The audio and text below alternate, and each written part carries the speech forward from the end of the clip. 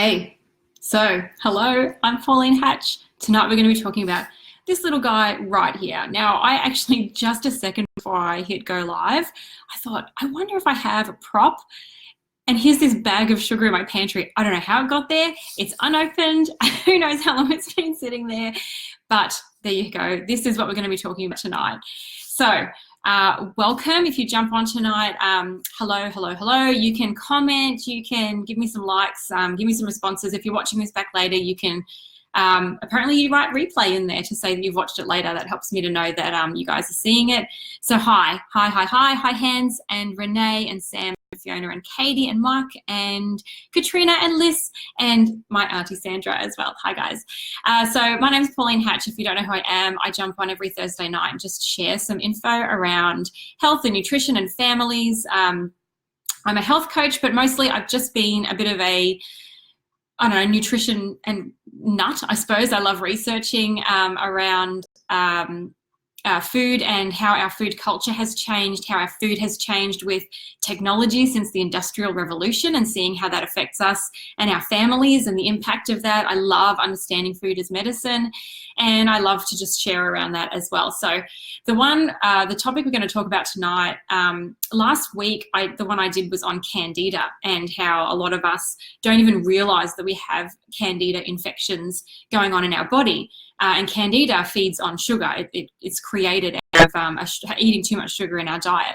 And, oh, thank you. I just got a whole bunch of likes and loves pop up. Thanks, everybody. Yeah, so I was talking about Candida and about sugar, and I mentioned a cleanse and how to reset your body so that the Candida is not feeding on sugar anymore. And I had quite a few people ask me about it. And then during the week, I put up a post on my Facebook around my daughter, my 4-year-old, getting a cold back at the end of April, and that I had been thinking about it and realizing, well, can't actually remember. Well, no, I do remember the last time she got sick, and it was 2 years ago that since she's had a proper cold. And it was coincidentally also in April. And so I thought, I wonder if it's because in April, in our family, we have my birthday and her birthday is 3 days later. And then we also have Easter. And it always happens around the same time as school holidays, when our routine goes a little out of whack and we go out and eat a lot more. Like, you guys know what I'm talking about. And I thought, I wonder if it's because in April we eat a lot more sugar, like Easter. I mean, my goodness, that is just insane. And then birthdays and things like that, there's always cake and whatever. And, as much as I try to eat healthy, I also don't go nuts and make other people make me these ridiculous cakes or whatever, anything like that. I'm cool to just roll with it for special occasions. But it did make me wonder about that, and I put up a post, and so I thought, well, okay, let's bring the two together. Let's look at what is going on with sugar in our diet and what it's doing to us, and why we have this incredible, insatiable need to eat the white stuff, and how we can break that connection and get back to eating in a way that our body understands and can use, in a way that isn't actually suppressing a lot of the systems of our body, and especially because our body is constantly trying to tell us that something's wrong and we don't actually hear the message because we're too busy cramming it full of stuff like sugar. And a few more people have jumped on, so I'll say hi. Anita and Lisa and Nathan as well have jumped on. Thanks, guys. Hi. All right, so when I'm talking about sugar, I am talking about this kind of sugar.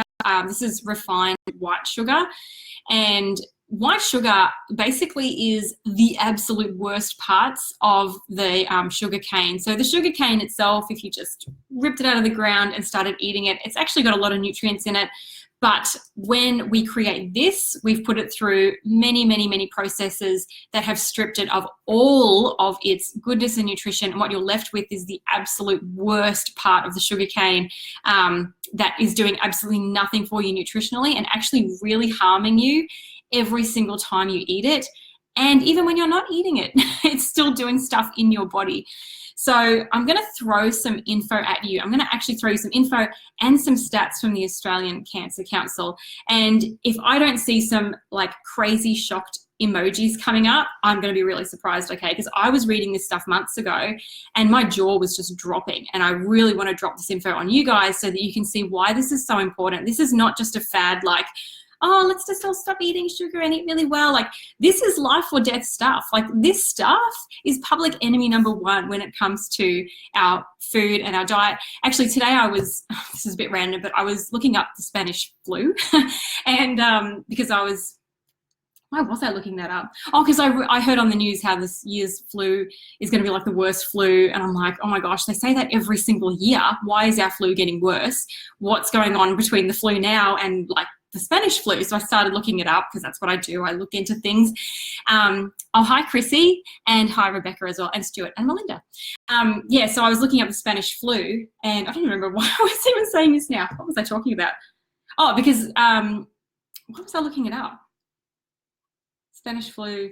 Nah, the thought's gone now. I was too busy saying hello to people and being social, and now it's gone. Oh, because I was thinking about that what I was reading about the Spanish flu is that it's the biggest medical killer that's ever happened in the history of the world. So, in the face of all the different disasters that have happened, the Spanish flu killed more people than any other medical thing that's ever happened to do with our health.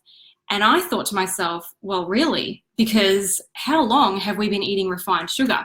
Since the late 1700s. How many people have died because of this stuff in our diet? And you'll see why I made this connection when I go through some of this stuff. Okay, I got there. My brain finally figured it out. Thanks, Lisa. Yes, anyway, so that actually had nothing to do with the flu and everything to do with the fact that I reckon this has probably killed more people than the Spanish flu, which they reckon killed up to 100 million people. But you'll see why I think that in a second. Okay, so sugar, a very basic way to say it is that it suppresses our immune system. So most of your immune system is in your gut. About 80% of your immune system is located in your that gut, that GI system. And sugar feeds bad bacteria. And when you have too much bad bacteria, you don't have enough good bacteria, it suppresses the way that your immune system can function correctly. It stops the protective element of your immune system from working to protect you from disease. Sugar lowers your good cholesterol, which is your LDL cholesterol, and it raises your bad cholesterol, which is your HDL cholesterol. Very bad for men because men are dying. The biggest killer of men right now is cardiovascular disease, and that's all related to cholesterol as well. Sugar causes systemic inflammation in your body. That's one of the precursors to chronic illnesses and cancer feeds on sugar. Right? That is one of its biggest things that it loves is sugar. This stuff that we're eating every day that's in all of our processed foods, that's what sugar eats to grow and multiply.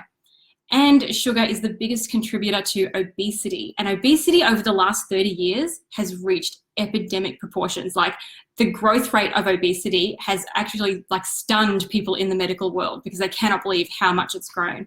So the Australian Cancer Council, this is some of the info I wanted to throw at you. 2/3 of Australians are overweight. 2/3, 2 out of 3 people are overweight at the moment, right? 4,000 cancers that are diagnosed each year are related to weight, related to being overweight or obese. And in the 1700s, this is the best one. In the 1700s, the average person ate 1.8 kilos of sugar a year. So like 1 and almost 1 of that, okay? So 1 and a bit. In 2009, they did a sugar consumption research thing. That's not very technical, but you know what I mean. They did a study and they found the average person consumes 81.6 kilos of refined sugar a year. Now, that was 10 years ago. How much more do you think we're actually eating now? I would say it's more than that. That's 7 kilos. That's 7 of these a month are going into our body. This is the average person in an industrialized nation like ours.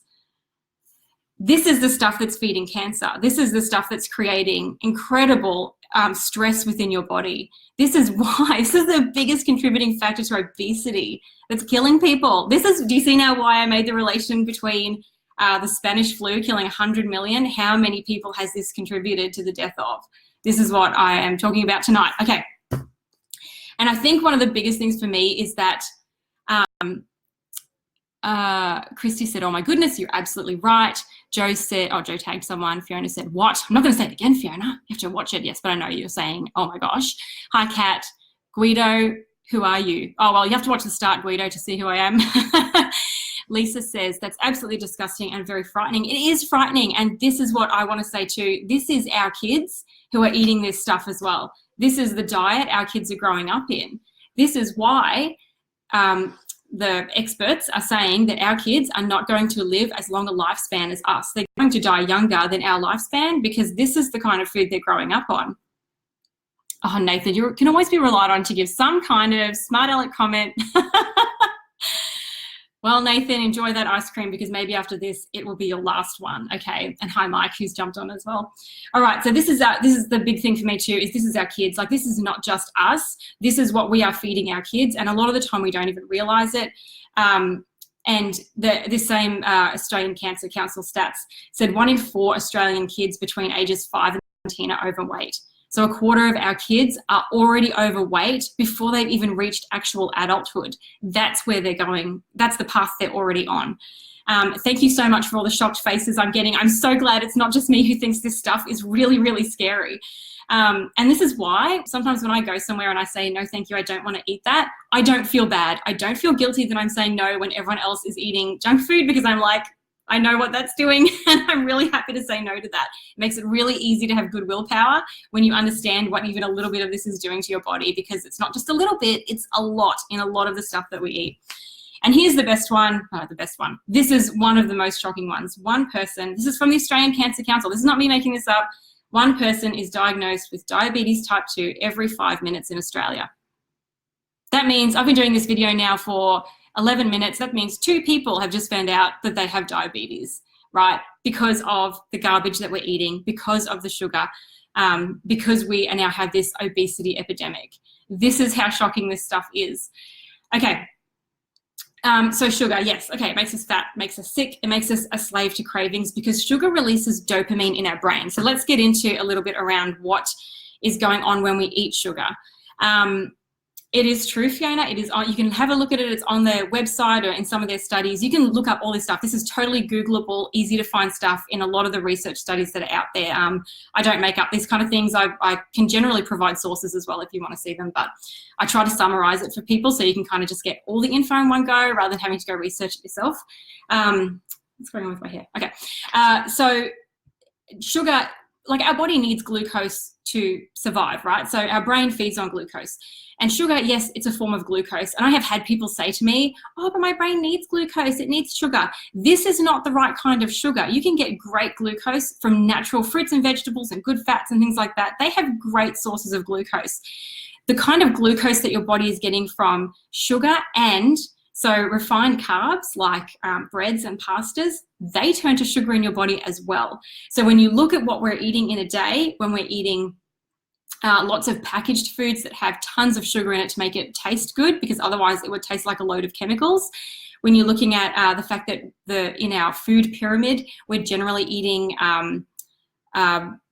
carby foods like breads. When we're having toast, we're having Wheat Bix for breakfast, and then at lunch we're having sandwiches and pastas, and then at dinner we're having lasagnas and all this other stuff. That stuff is loaded with refined carbs and it's loaded with sugar, and all of that is converting to sugar in your body. So when you eat sugar, this kind of sugar, a chemical is released in your brain called dopamine. That's your feel-good chemical. It makes you feel happy and you know, you're all good, you're great. And it can lift your mood as well if you're feeling down. The problem is that over time, as we eat more and more and more sugar, the sugar actually changes the gene expression in our brain, and it changes the dopamine receptors to be less receptive to sugar. And what that means is that you need to eat more sugar in order to be able to get the same high that you got before. So your body will actually crave more and more and more sugar so that you can feel better. And not only that, but when we eat sugar, it raises our blood sugar levels, and that makes us have a spike of energy and then a really big crash, which makes us want more sugar to get the same energy spike again. So you've got this cycle going on where your body is craving more sugar to feel good, it's craving more sugar to get energy, and all of it is really, really false. It's fake in your body. And not only are we following a really fake, terrible craving, but we're suppressing our body's ability to give us messages about other stuff that we need to know about. Okay. Okay, so that's that's the sugar loop, okay? So that's why we're stuck in this. This is what our kids are growing up in. A lot of our kids' first foods are packaged foods that have sugar in them. So we're starting this from when our kids are small. Sorry, Lisa, I missed your message.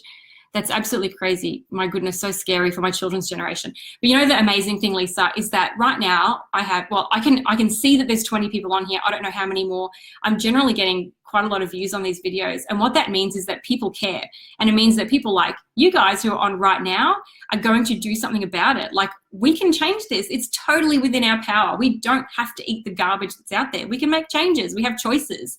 We've just got to choose to make the choices and do that for our kids. Like, stand up and fight for our kids and say, we're not going to live this way anymore. We don't want it. There's better ways to do it. And there's no better time to do that than now, because there is so much great healthy food out there.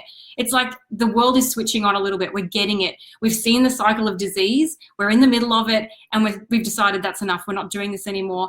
And I'm really proud of everyone who's watching this, because it means that you care, and you care about yourself, you care about your kids, and you're willing to do something about it. And that's awesome. So yes, we can feel moved and we can feel angry, and we can, but you know, the most important thing is that we do something about it. We don't just switch off and go, oh yeah, but I'll go have a muffin. Like, let's not do that. Think about that. Next time you feel like having a muffin, go, hang on a second, brain, don't trick me. Mish says it's converting the husband, not the kids. You have to make him watch this then, Michelle. Hey. All right, so most of what we buy in our supermarkets, in our processed foods, a lot of that does have tons and tons of sugar in it, even stuff you wouldn't expect, cereals and things like that. You know, Kellogg's has done a great job of trying to convince us that we need their cereal in the morning, when actually it's loaded with sugar and all sorts of other garbage that you don't need. So I've done lots of different, to break the sugar cycle, you really just have to stop the flow of that sugar going to the brain. Much the same way as an addict would have to go to a rehab place and clean house, we have to do the same thing. We have to sever that connection, that dopamine, you know, your brain constantly telling you it needs this dopamine, that craving. We have to break that. So I've done lots of different cleanses before, and I've done juice ones, I've done water ones, I've done 7-day ones, I've done 30-day ones. So I've got some pretty good experience in this, and generally, you know, you can do the juice ones and things like that. There's nothing wrong with that, but something that I've learned the more I go along is that we don't have to do things the really hard way. I was listening to a podcast by a guy a few months ago, and I've completely forgotten his name. He's a world-renowned weight loss guru guy. And something that he said stuck with me. He said his clients are always amazed that he tells them to eat more food, not less food, but the right kind of food. So nutrients in equals healthier body equals weight loss. So I also believe that we don't have to starve ourselves in order to cut the sugar connection. We just need to actually feed our body the foods that are going to help it to reverse the sugar cycle, the effects of the sugar cycle, and then get back on track, and then we can move into eating just a really great, healthy, whole food kind of way of eating. So, you know, while you can do a juice fast, I also think there's great ways of doing it that are far less painful and actually feed your body rather than depriving your body. Having said that, basically that brings it down to two different ways to do it. One is to do it slowly and gradually, and the other way to do it is ripping off the Band-Aid and just getting that sucker done and sever the connection and then move on from there. Yeah, what we don't want is for you to hate your life for weeks on end and then quit. So I definitely think that, you know, being able to do it in a way that you are enjoying, even though you will definitely have some discomfort to start with, and I'll go through that in a second, doing it in a way that you enjoy will actually make it easier for you to stay on track. So if you do the slow and gradual approach, it means that you can do it over a few weeks. You can slowly remove and replace those sugar and carby foods. You know, if you always feel like going and having a chocolate or a muffin or something in the afternoon, you can make something at home that's much healthier. You can make energy balls, like there's tons and tons of recipes out there for stuff like that. You can make your own popcorn at home instead of eating processed junk foods. You can have, you know, flavored mineral water instead of soft drinks and things like that. So there's lots of ways to do that. The only problem with doing it slowly and gradually, even though you'll have less of the awful symptoms that come with changing your diet really abruptly, you also don't really know where's the goalpost. Like, you don't really know when you've actually cut the tie with the sugar, because you don't know, like, you know, at what point have you done that, especially if you're replacing, and you might be replacing refined sugar with a low GI sweetener like rice malt syrup, and that's great, but it's still a form of sugar. So have you ever really actually gotten rid of that connection? So that's why I generally tend to say ripping off the Band-Aid is the better way to do it, because you know for sure that after 7 days, you're good. You know that your brain has reset, your body is starting to get back on track, and you can absolutely say, all right, I've gone through the withdrawals, I felt the symptoms, I know that I've come out the other side. It's just that's me personally. I find that doing it short and sweet, sharp, get it done, and then transition back into eating a really healthy whole food diet. Because this is the thing, I know I have people who say, oh no, I could never give up my bread or something. And I hear what they're saying, but I also hear what their brain is saying. And their brain is saying, if I give up bread, I'll feel like garbage. And it's coming out of their mouth, because they don't realize that once they actually stop eating those foods, they won't feel like eating them anymore, right? Because that's your brain talking. That's your addiction talking when you're saying, I can't give up that. Oh, I need my muffin in the afternoon. That's just your addiction talking. But once you actually reset your brain, once you reset your taste buds, you don't feel like eating those foods anymore. So you're actually not missing out on anything. It's just taking the step to actually doing some kind of detox, that cutting off of the sugar supply, and allowing your body to reset itself and reset your palate and reset what your body needs. I did a blog a couple of weeks ago that I might put in the comments, and it's all about, why does my body feel worse when I eat better? And it actually just goes through what actually happens to our body because we've eaten so badly for so long, what happens to our cells, and then what happens to our cells when we start eating well again, because it's pretty fascinating the way that our body adapts and then has to like transform back, and that causes a few different symptoms. But once you get through it, you've got this amazing body that's really clean, that's functioning really, really well. So it's kind of one of those things where the pain is worth the gain, because you will come out the other side of it somebody who's not tempted all the time, or craving, or feeling all the time like you need to have junk food to get through the afternoon. You shouldn't have to feel like that. A few people have jumped on. Hi, Melinda and Carlina and Geeta. James said, I need a meal plan. What perfect timing, because I'm just about to go through that. So this is the next thing I was going to say. If you're going to do it slowly and gradually, it's great to follow a whole food plan at least. If you're going to do it, the rip off the Band-Aid, let's just get this done and do it properly, I would really recommend following an actual guide to do it, because otherwise, how do you know? How do you know? Because if you're really wanting to cut that connection, then you need to make sure that you are even cutting out foods like fruit for a little while, because fruit, even though it has natural fructose in it, that's still a form of sugar that's feeding your brain. It might be feeding it in a good way, but you need to really like totally cut off all sugar. So it's a good idea to actually remove some of even those foods from your diet initially, and then you can transition back into having them. So it's a good idea to have a guide, because that way you kind of know what you can and can't eat to get the best results, and to put the most nutrition in so that you're really actually feeding your body really, really well. Either way, I should say this, I forgot to say this before, no matter what you do, the first step you can do is stop buying packaged foods. Just stop buying processed foods. Whether you choose to do a cleanse or not, just stop doing that. Make more food at home and just go back to natural foods, good fats, proteins, fruits and vegetables. Like, that's it. That's the foundation of a great diet. Just do that and stop buying junk food in the form of boxes and packages. That's absolutely fundamental. But yeah, the cleanse is a great way to actually get back to eating the way we should be eating without being told by your brain that you need to eat other stuff that's making you really sick. Okay. So for the first few days, if you do choose to do a let's rip the Band-Aid off kind of cleanse, you will feel a little bit not unwell, but you won't feel great for the first few days. So my biggest symptom is usually headaches, but you can get other things like just feeling really tired and run down. You can get joint pain. You've probably heard sometimes people say you get those flu kind of symptoms, things like that. That's usually in the first 3 days or so that will happen.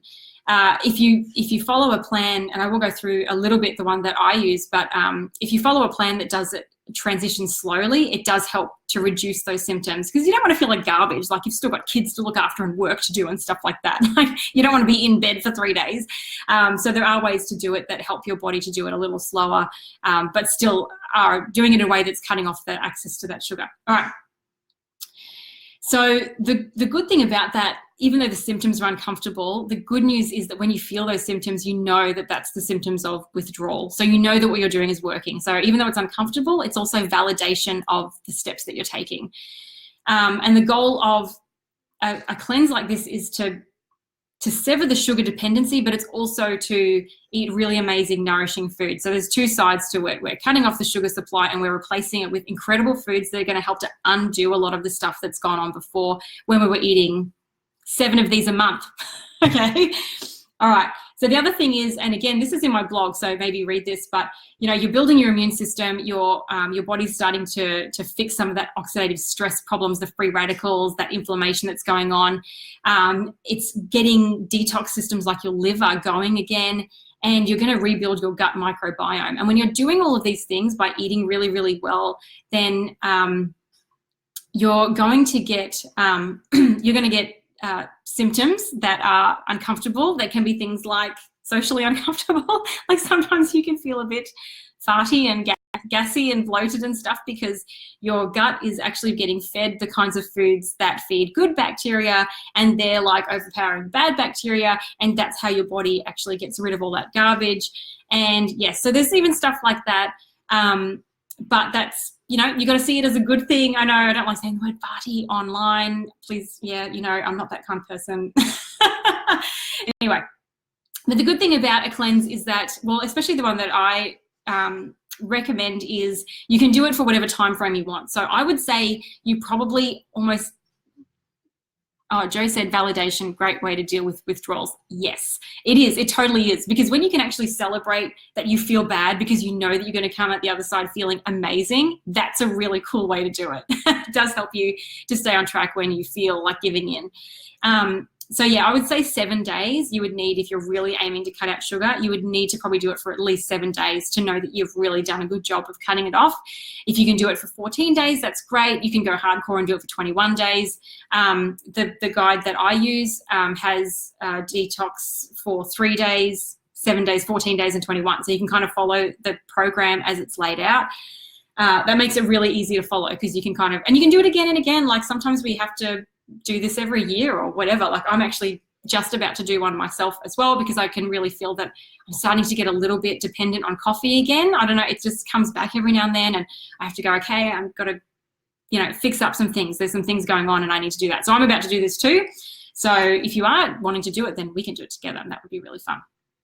All right, and then after the program, the idea is to move into a better way of eating, a whole food way of eating, so that you're not reintroducing garbage food straight away and going back into the cycle. You actually stay out of it, because the best time to do that is after you've reset your body.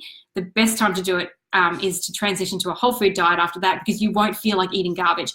So when I eat sugary foods now, I can feel it in my body. So this is what I was talking about messages. We become numb to messages.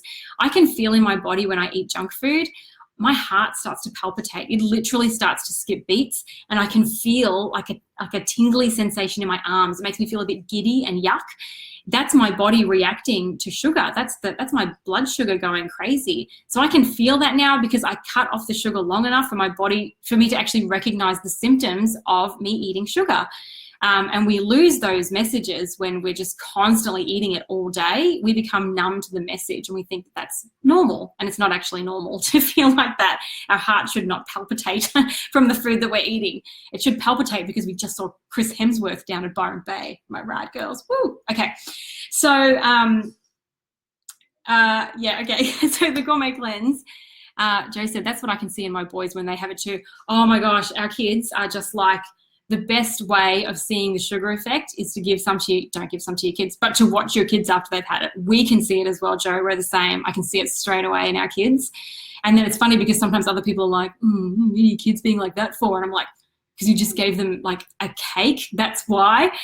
Anyway, okay, so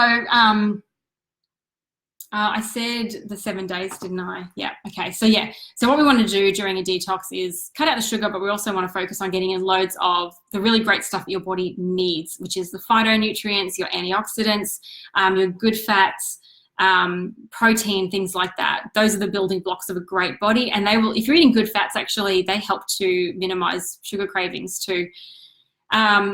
And the amazing thing about the way that our cells work is that we crave more of what we eat most. So if you're eating a lot of junk food and a lot of sugar, your body will crave junk food and sugar. Your cells actually transform to adapt to those and think that that's a normal food. So when we transition over to eating more real food, then your body will start to crave more real food. And it will actually be like, you will actually get to the point where you go, oh my gosh, I really feel like a salad right now. Like, I love salads. Have you ever seen my jar salads? They're like a thing of absolute beauty. Why? Because I love salads. Like, I look at the colors in a salad and my brain just explodes. That's my dopamine hit. And that's only happened because I've made myself transition out of sugar, because I know what it does. Okay, Missy says, people used to say it's all in your head because I'm sensitive, aware of how crappy food makes me feel. No, you're just tuned in. I know you, Missy. I know exactly where you're coming from. Missy's amazing with all of her organic foods and things like that. Okay, so yeah, by breaking the sugar addiction, eating more real food, you'll want to eat more real food, you'll stay on the track, you'll step out of the sick cycle, you're starting to step away from a future filled with diabetes and chronic illnesses and cancers. You'll transform your family too by doing it, because what I don't recommend is making meals for you and making meals for your family, because why would you feed your family stuff that you're not willing to eat yourself? Let's transition our whole families over. Let's bring them on the journey so that we're actually raising families who understand this stuff and go into, and like, let's completely ditch that awful prediction that our kids are going to die younger, and let's say no to that and change it for our kids. So bring your kids along for the ride too. They don't have to do a full detox, but you can stop buying the packaged foods. You can increase the amount of fruits and vegetables. You can follow some of the same guidelines to bring your family along too. Okay, so the guide that I use is this one. I mentioned this one last week as well. It's got awesome recipes in there. You can see all my little bookmarks at the top. I mean, seriously, there's some great foods in here. There's lots of really yummy alternatives to regular foods. But again, this is not about eating less, and it's not about eating rabbit food. I get really frustrated when people go, oh, eating whole foods is all about eating celery sticks. Well, if that's what you want to do, great, but you'll last about 15 minutes. I prefer to eat really amazing foods that are super, super colorful and really, really yummy and really addictive in their own way. So that's what this cleanse is about. I mean, there's even different types of breads in here that you can make for yourself that are really healthy and really nutritious. So this is a great kind of cleanse to do. That's the one that I do. And just some other big tips: drink loads of water, guys. Like, no matter what you do, just drink way, way, way more water. Eat healthy fats to curb cravings is another really good one. Cinnamon is also really good for curbing cravings. And have green smoothies. Okay, seriously, I'm sure you guys have seen how much I bang on about green smoothies. Introduce a green smoothie into your day, especially for your kids. It's such a great way to get more into their diet every day and start to change their palate too, so they actually like more fruits and vegetables. And yeah, follow a system. If you're going to do any kind of, sugar detox or whatever, follow a system so that you're doing it properly, so that you stick to it, and so that you come out the other side and it's not a waste. Like, we don't want it to be a waste of your time and energy and have you go, oh, that didn't work, because, you want to follow something that's actually going to guide you through it and show you how to do it. James says, I think it's convenience of crappy foods that kill my best intentions to do a cleanse. Yeah, absolutely. You've got to be willing to be prepared. So preparation. But I spend, a couple of hours on a Sunday night while I make dinner. I prepare for our whole week. I make jar salads. I make jar snacks, like layered snacks. I meal prep a lot of our veggies and things like that. I cut them all up. I layer them in different, it's amazing. I'll take a photo one time, but I do all of that in a couple of hours. I'm an absolute master chef at it now. And I'm not a great cook. I really want to say this out loud and proud. I am not a great cook. I don't actually even like cooking, but I do care about my health and I care about my kids. So I'm willing to step into the kitchen and do it, even though it's not in my zone of excellence to do that. I do the best with what gift I have in that area, which is not really a great gift. Joe says, that's what helped me. If I want some junk, I tell myself to drink a pint of water first, and it totally eases that craving. That's spot on, Joe. And I've read so many times that we mistake our hunger. No, we mistake dehydration for hunger. So we think we're hungry when actually we just haven't had enough water. So we need to be having 1.5 to 2 litres of water a day.